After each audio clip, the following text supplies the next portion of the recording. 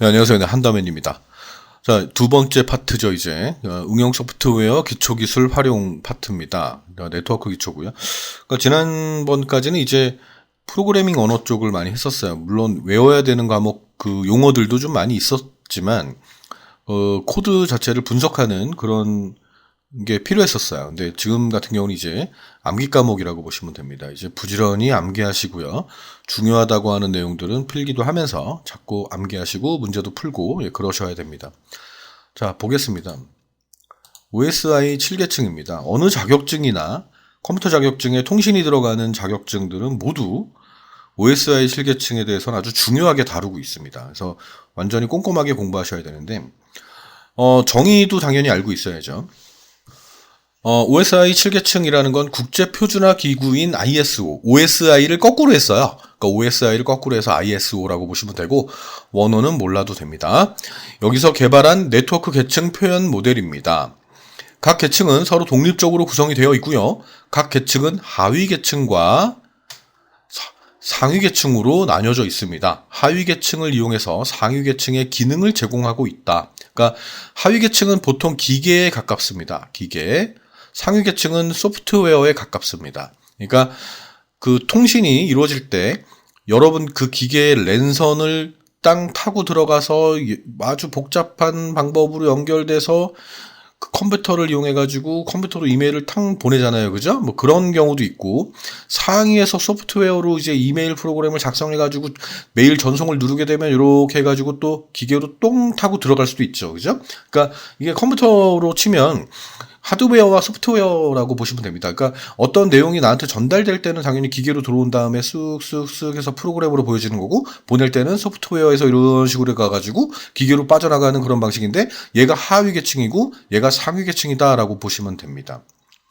1계층인 물리계층부터 7계층인 응용계층으로 정의가 되어 있습니다. 그래서 데이터를 목적지에 정확하게 전달하는 것에 초점을 두는 하위 계층과 송수신 데이터의 가공 및 활용에 초점을 두는 상위 계층으로 구성이 되어 있다. 그래서 학원에서 수업할 때는 제가 따라하라고 자꾸 합니다. 자, 날 따라해라. 물대내 전세평. 표가 평이 아니야. 물대내 전세평. 물대내 전세평. 이렇게 따라하라고 합니다. 부끄러워하기도 해요. 저도 부끄러운데. 근데 그냥 하라고 해요. 그리고 물대내, 낮게 얘기하잖아. 물대내, 요게 하위 계층이에요. 물대내, 전세평, 평, 이렇게. 그게 상위 계층이라고 보시면 됩니다. 그래서 이렇게 외우시면은, 최하위 계층, 최상위 계층, 순서대로 나열한 것은 절대 틀릴 수 없어요. 물대내, 전세평. 이걸 하는데 왜 틀려? 아시겠습니까? 여러 가지가 있어요. 뭐 여러 가지가 있습니다. 하여튼 제 주문은 항상 동일한 발음으로 하는데, 여러분들도 지금 아마 안 까먹었을 겁니다. 아마 알게 됐을 겁니다. 자, 그래도 이제 알아야 돼. 물리, 데이터 링크, 그냥 데이터라고만 하면 안 됩니다. 데이터 링크입니다. 네트워크, 전송, 세션, 표현, 응용 계층으로 나뉩니다. 순서대로. 아시겠습니까? 자, 보겠습니다. 각각의 특징이 있습니다. 자, 간단한 표로 한번 구성을 해봤습니다. 자, 물리계층입니다. 맨 밑에서부터 보겠습니다. 실제 장비들을 연결하기 위한 장치고요. 0과 1 비트 정보를 회선에 보내기 위한 정기적 신호로 변환합니다. 0과 1, 요 자체가 비트죠. 1 비트가 0 아니면 1 이렇게 표현하기 때문에 장비라고 보시면 됩니다. 뭐 장치입니다. 대표적인 프로토콜은 RS232C라는 게 있습니다. 그냥 대표적인 것만 좀 봐두시면 될 것 같고요. 뒤에 좀 자세히 다룰 수 있으면 좀 다뤄보는데, 그냥 다음 중 응용계층의 프로토콜이 아닌 것은 전송계층의 프로토콜인 것은 이런 식으로 출제가 되기 때문에 대표적인 것 좀 알고 계셔야 되고요. 각각의 그 계층에 대한 특징들도 좀 여러분들은 봐두셔야 됩니다. 그리고 또 중요한 게 전송단위인데요. 전송단위도 또 이 암기가 좀 돼야 됩니다. 암기가 돼야 됩니다. 자, 볼게요. 자, 데이터 링크입니다. 오류와 흐름을 제어해서 신뢰성 있는 데이터를 전송하는 역할을 합니다. 오류와 흐름, 오류가 있으면 안 되니까. 단말간 데이터 전송을 위한 최적화된 경로를 제공합니다. 뭐 이걸 라우터라고도 하는데, 뭐 좌우지간, 뭐 되게 복잡한 선으로 되게 그물처럼 연결돼 있겠죠? 제가 뭐 얘랑 직통으로 가는 경우도 있지만 되게 둘러서 가는 경우도 있겠죠? 근데 그 중에 누군가 사용하지 않는 어떤 회선을 찾아야 되겠죠. 그죠? 그런 역할을 한다라고 그냥 기억하시면 될 것 같아요. 그런 거구나. 최적화된 경로 가장 안정적이고 누가 사용하지 않고 있고 그리고 빠르게 갈 수 있는 그런 최적화된 경로를 제공해 주는 게 네트워크 계층이다. 이렇게 보시면 되고 이제 결정됐어. 경로가 제공이 됐어요. 그러면 네트워크 상의 엔드 투 엔드 형태로 그러니까 송신지와 수신지가 이제 딱 끝과 끝이 이제 있는 거죠. 그죠? 송수신 간의 신뢰성 있는 통신을 보장한다. 그러니까 내가 뭔가를 보내는데 뭐 끊긴다거나 그러면 안 되잖아요. 그죠? 그런 거를 이제 보장하는 게 바로 전송 계층이라고 보시면 되고요. 세션 계층은 송수신 간의 연결 접속 및 동기 제어를 하는 역할을 합니다. 그래서 동기라는 게 이제 뭐 보낼 준비가 됐어, 뭐 받을 준비가 됐어, 뭐 이런 거라고 보시면 돼요. 이 동기가 나 보낼 건데 너 받을 준비 됐니? 뭐 이런 거. 이런 걸 이제 동기라고 합니다. 연결 접속, 동기 제어. 받을 준비가 돼야 내가 보내는 거고, 뭐 그런 거잖아요, 그죠? 자, 표현 계층입니다. 이 표현 계층도 상당히 중요한데요. 이게 자주 나오는 편입니다. 자주 나왔던 문제이기도 합니다. 뭐 어떤 자격증이든 간에 데이터 형식 설정과 부호 교환과 암호화 복호화를 하는 역할을 합니다. 그러니까 어떤 회선에 내가 안녕 한다면 이렇게 보냈는데 그게 순수하게 아무도 되지 않고 그냥 보내지면은 안 되잖아요. 누가 누출될 수 있잖아요. 그죠? 그런 것들을 이제 암호화시키고 복호화시키고 이런 역할을 하는 게 바로 표현하는 거구나. 표현 계층이구나. 이렇게 보시면 되고요. 응용 계층은 이제 응용 소프트웨어라고 생각하시면 될 것 같아요. 그래서 사용자가 편하게 접근할 수 있는 거죠. 이메일과 웹. 그러니까 우리들 같은 경우는 응용 계층 빼고는 다 몰라. 우리가 카톡을 하거나 뭘 할 때 우리가 이런 절차가 있다는 걸 알겠습니까? 당연히 몰라요. 근데 기계가 이제 데이터를 보내는 쪽이나 받는 쪽에서는 이진수로 당연히 바꿔야 되고 기계니까 기계는 비트 이진수밖에 모르잖아요. 그죠? 그런 과정들이 있는데 우린 모른다. 우리는 그냥 우리한테 가장 가까운 계층은 우리가 가장 밀접한 계층은 바로 응용 계층이다. 사용자 환경을 제공하는 거고 이메일이고 뭐 웹이다. 뭐 이렇게 보시면 되겠습니다. 자, 전송 단위를 외우는 방법은 이런 건데 네. 비프가 소고기예요. 비프를 이거 때려야 되나? 때리는 거야. 비프패. 소고기를 패야 되는데, 세대를 패면, 그렇게 맛있다네요. 네, 미안합니다. 비프패 세대. 네. 비프패 세 데이터입니다. 그러니까, 보통 이제, 전송 계층의 전송 단위가 뭐니? 그러면 비프패 세그먼트구나. 이렇게 아셔야 돼요. 그러니까 전송 계층의 전송 단위를 물어보면 세그먼트예요. 세그먼트. 근데 딱 콕 집어가지고 UDP 프로토콜이 있거든요. UDP 프로토콜의 전송 단위가 뭐니? 어떤 단위로 보내지니? 그럼 데이터그램을 골라주면 돼요. 근데 보통 그냥 전송 계층은 세그먼트 단위로 보냅니다. 소고기를 몇 대? 세 대. 이렇게. 그래야 그렇게 맛있대요. 됐습니까? 자, 외우는 방법들 문일대내 전세평 비프패 세대. 네, 됐습니다. 다음요. 자, 계층별 특징 상세하게 이제 적어봅니다. 자, 물리계층입니다. 뭐라고요? 최하위 계층입니다. 최하위 계층. 기계적, 정기적, 절차적 특성을 가진 학원 애들한테는 이제 요 말 들어가면은 기계적, 정기적, 절차적 이 특성 같은 이 말 들어가면 이거 찍어? 이렇게 얘기합니다. 실제 장비들을 연결하기 위한 연결 장치고요. 전송 매체의 기능을 제공하고 정의하는 계층입니다. 전송 매체. 뭐 유선일 수도 있고 뭐 무선일 수도 있고 하여튼 그런 거잖아요. 전송 매체라는 게 전송을 해주는 역할을 하는 뭐 그런 걸 말하니까 만져지는 거야. 그러니까 하드웨어라고 보시면 돼요. 물리적으로 실제 비트 정보가 흐르는 통로를 제공하는데 장치 간의 물리적 접속과 비트 정보를 다른 시스템으로 전송하는 데 필요한 규칙을 정의합니다. 비트 알았죠? 비트 단위 전송이니까 비트 단위의 정보를 장치들 사이의 전송 매체를 통하여 전자기적 신호나 광신호로 전달을 합니다. 됐죠? 네, 특징들을 보셔야 돼요. 여러분이 외워야 되는 부분입니다. 이 부분은 저는 이해를 시키는 부분이고 계층의 특징을 나열해주고 이게 무슨 계층이니 이렇게 물어봅니다. 아주 많이 물어봅니다. 네. 자, 데이터 링크입니다. 그 다음 계층이죠. 물리적으로 연결된 시스템 양단에 신뢰성 있는 전송을 제공하고 있습니다. 일단 물리적으로 연결됐었으니까 여기서 이제 신뢰성 있는 전송을 제공하는 역할을 해야겠죠. 데이터 블록의 시작과 끝을 설정하고 오류 검출과 흐름 제어를 해서 신뢰성 있는 데이터를 전송하고 있습니다. 이 말이 또 핵심인 거야. 두 개의 인접한 개방 시스템들 간에, 야, 요 말 들어가면 그냥 개 찍으면 돼. 두 개의 인접한, 얘가 핵심이야. 두 개의 인접한, 알았지? 신뢰성 있고 효율적인 정보 전송을 할 수 있도록 하는 계층입니다. 그 다음 이제 네트워크 계층입니다. 다수의 중계 시스템 중 올바른 경로, 최적의 경로. 요게 또 핵심이에요. 핵심. 경로를 설정해 줍니다. 개방 시스템들 간에 두 개라는 말이 없어. 두 개 인접한이라는 말이 없단 말이에요. 개방 시스템들 간의 네트워크 연결을 관리하는 기능과 데이터의 교환 및 중계를 합니다. 중계 기능을 담당하고 있습니다. 뒤에 또 그런 용어들이 또 나오니까 그때 설명을 또 드려볼게요. 패킷의 발신지, 목적지에 논리 주소를 추가해서 최종 목적지까지 전달하는 책임을 집니다. 패킷이라는 건 크기 단위입니다. 크기 단위. 1비트씩 보내면 언제 봐도 영화 다운받을 때 그 몇 기가 되는데, 그죠? 그 10기가 넘나? 잘 모르겠어요. 근데 그걸 1비트씩 받을 수 없잖아요. 그러니까 패킷 단위로 묶어가지고 한 번에 탕탕탕 받아야 돼요. 그러니까 많이씩 받게끔 하는 거니까 패킷 단위로 보낼 수 있는 그런 주소를 추가해서 최종 목적지까지 전달하는 책임을 지는구나. 최적의 경로를 선택하는구나. 됐습니까? 네, 다음요. 자, 이제 상위 계층입니다. 전세평 상위 계층입니다. 자, 전송 계층 정말 많이 나와요. 정말 많이 나옵니다.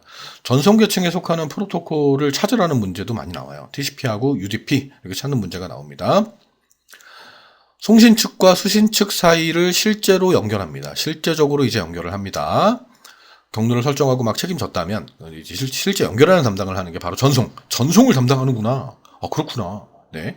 논리적 안정과 균일한 데이터 전송 서비스를 제공함으로써 종단 시스템 간의 투명하고 신뢰성 있는 데이터를 전송 가능하게 합니다. TCP는 신뢰성이 있습니다. 에러를 검사해가지고 보내는 역할을 합니다. UDP는 신뢰성이 없습니다. 에러 검사하지 않습니다. 그냥 보내버립니다. 그래서 빠릅니다. 대신에 에러가 있을 수도 있다. 뭐 이런 거죠. 다음 세션 계층입니다. 두 이용자 사이의 연결을 의미하는 것이다. 세션이라는 거는 두 이용자 사이의 연결을 의미하는 것이다.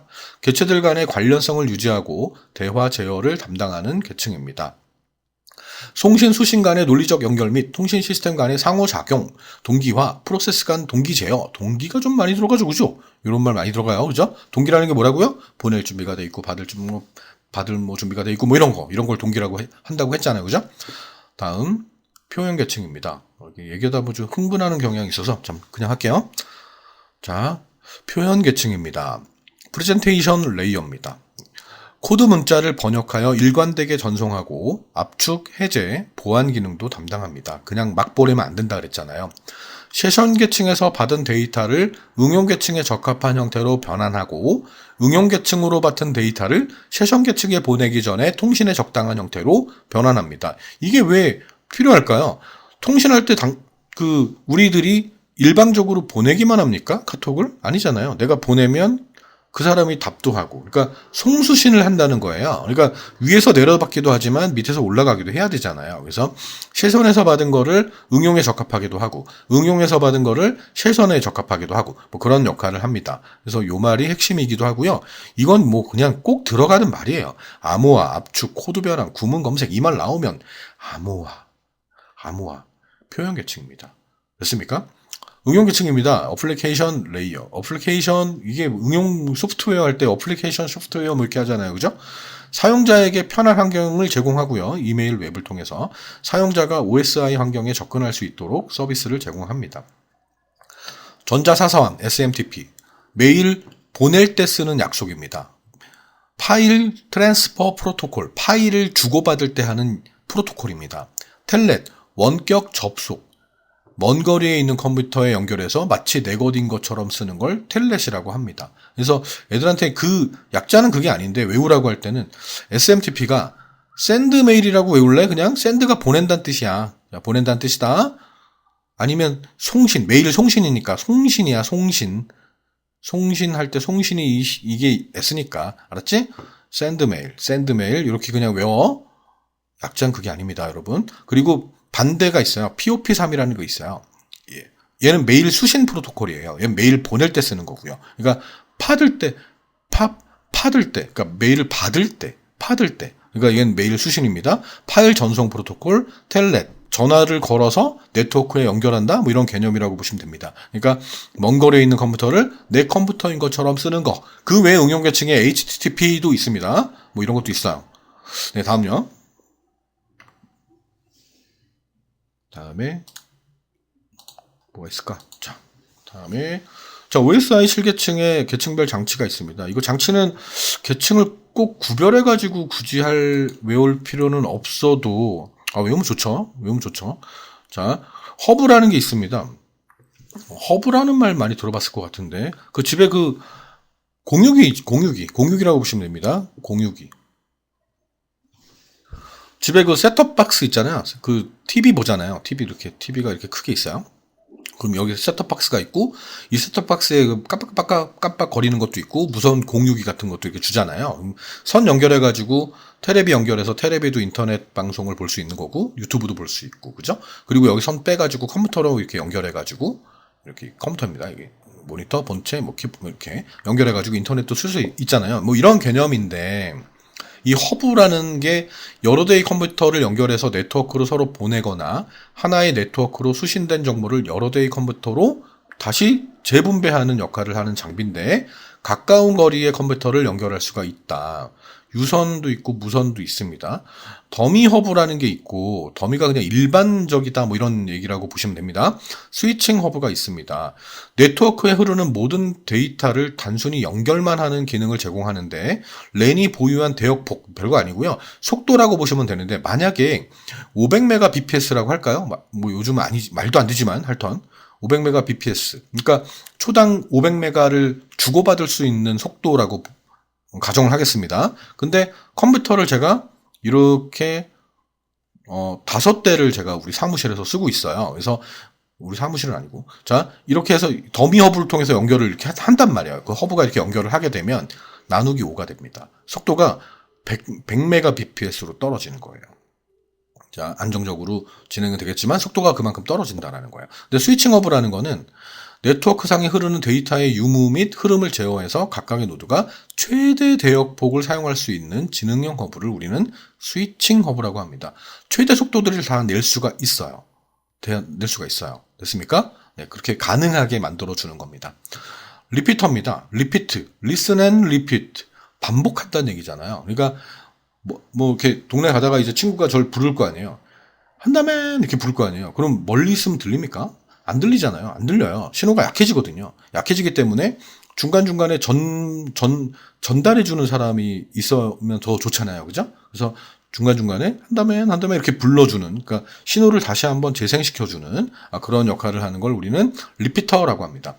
디지털 신호를 증폭시켜주는 역할을 해서 신호가 약해지지 않고 컴퓨터로 수신되는 것으로서 증폭기라고도 하고요. 우린 재생기라고 합니다. 자, 허브와 리피터 무슨 계층이라고요? 예, 물리 계층이라고요. 하드웨어니까요. 네, 다음요. 자, 다음 데이터 링크 계층입니다. 물대내 할 때 그 대, 이 계층이죠, 당연히. 네, 브릿지라는 게 있습니다. 브릿지. 같은 프로토콜에 두 시스템을 연결하는 네트워킹 장치로 두 개의 랜을 연결해서 훨씬 더 큰 랜을 만듭니다. 그러니까 랜이라는 게 근거리 통신망을 랜이라고 하거든요. 가까운 거리의 통신망을 말해요. 그래서 어떤 지역에 뭐 예를 들면 서울이 있고요. 서울 있고 인천이 있어요. 인천이 있고요. 가까운 데가 또 수원이 있다고 할까? 수원이 있어요. 프로토콜이라는 게 뭐냐면 통신 약속이에요. 통신 규약 뭐 이런 건데 뭐 여러분들 뭐 어디서 살 때 자취를 한다? 뭐 대학을 가서 자취를 한다? 그럼 친구랑 둘이 산다? 둘만의 룰이 있어야 돼요. 약속이 돼 있어야 되잖아요. 그러니까 그런 거라고 보시면 돼요. 그러니까 어떤 통신을 하려고 그러면 그냥 막 중구난방으로 마음대로 하는 게 아니라 어떤 약속을 정하고 그 약속대로 하는 거예요. 그러니까 이 프로토콜은 SMTP 같은 경우는 메일을 송신할 때만 쓰는 거야. POP는 메일을 받을 때 쓰는 거야. 뭐 이런 식으로 약속돼 있잖아요. 그러니까 그런 걸 프로토콜이라고 하는데 랜이라는 게 제가 근거리라고 그랬잖아요. 그럼 가까운 거리, 서울 지역에 어떤 A라는 동네와 B라는 동네가 있다 쳐요. 그러면 얘하고 얘가 연결을 하려면 이 근거리 통신망 두 개 연결하려면 이 두 개는 같은 프로토콜을 사용하고 있어야 돼요. 다른 프로토콜을 사용하면 연결할 수가 없어요. 소프트웨어 방식으로 처리하기 때문에 좀 느리고 포트들이 제한적이지만 서로 다른 속도로 연결할 수가 있습니다. 뭐 이런 특징들이 있습니다. 핵심은 같은 프로토콜에 두 개의 랜을 연결합니다. 자, 스위치입니다. 전송 중 패킷 충돌이 일어나지 않도록 이게 기계 주소거든요. 맥 주소 테이블을 이용해서 목적지 주소를 가진 장비 측 포트로만 프레임을 전송하는 장비입니다. 충돌하면 안 되기 때문에 제공하는 포트 수가 수십 개나 수백 개로 브릿지보다 많습니다. 하드웨어를 기반으로 처리하기 때문에 속도가 아주 빠르고요. 각기 다른 속도를 지원하도록 제어할 수도 있습니다. 브릿지는 얘는 스토어 앤드 포워딩 방식으로 전송하지만 스위치는 컷스루나 프래그먼트 프리 방식을 같이 사용하고 있습니다. 그러니까 뭔지 몰라도 되고요. 그냥 브릿지라는 거는 스토어 앤드 포워딩을 쓰는구나. 스위치는 컷스로우가 프래그먼트 프리 방식을 쓰는구나. 더 중요한 거는 브릿지는 소프트웨어 방식으로 쓰고 있고 같은 프로토콜이구나. 스위치는 하드웨어 방식으로 포트를 아주 많이 쓸 수 있어서 속도를 각각 다르게 제어할 수 있구나. 이 정도만 알면 됩니다. 자, 다음 네트워크 계층의 라우터입니다. 얘가 최적의 경로를 설정한다고 그랬잖아요. 말씀드렸잖아요. 그 역할을 하는 장치가 바로 라우터입니다. 패킷의 위치를 추출해서 그 위치에 대한 최적의 경로, 가장 안정적이고 효과적인, 빠르고 뭐 이런 거, 이 경로를 따라 데이터 패킷을 다음 장치로 전향시키는 장치를 말합니다. 최적의 경로 설정, 이 말 나오면 그렇습니다. 원하는 목적지까지 지정된 데이터가 안전하게 전달되도록 합니다. 자, 전송 계층에 있는 이 4계층의 특징, 게이트웨이 이것도 브릿지하고 좀 반대적인 개념이구나 라고 보시면 됩니다. 얘는 서로 다른 네트워크, 서로 다른 프로토콜 가능합니다.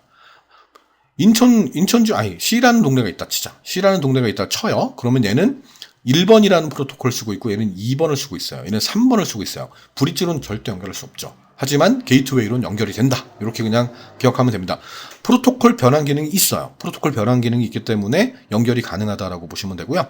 서로 다른 네트워크로 이동하기 위한 관문이고 프로토콜 구조가 전혀 다른 네트워크의 연결을 수행합니다. 데이터 형식 변환, 주소 변환, 프로토콜 변환 등을 수행해서 라우터보다 더 포괄적인 개념입니다. 그렇게 보시면 되겠습니다. 핵심되는 단어들을 여러분이 찾는 것도 되게 중요합니다. 됐어요?